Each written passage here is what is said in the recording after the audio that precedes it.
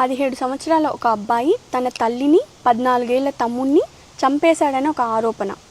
2 10వ తరగతి విద్యార్థులు ఒక పూర్వ విద్యార్థితో కలిసి స్కూల్ ప్రిన్సిపల్ను దారుణంగా 27 సార్లు పొడిచి హత్య చేశారు.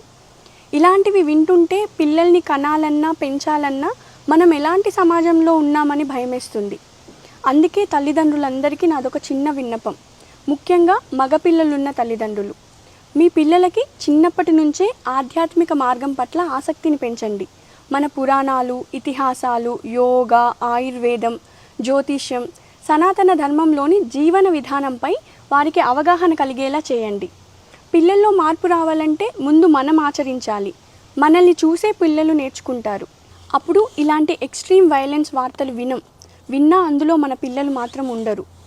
సనాతన ధర్మం పట్ల ఆసక్తిని పెంచుకోండి, ఆచరించడానికి ప్రయత్నించండి. మార్పు మనతోనే మొదలవుతుందని గుర్తుంచుకోండి. జై శ్రీమన్నారాయణ.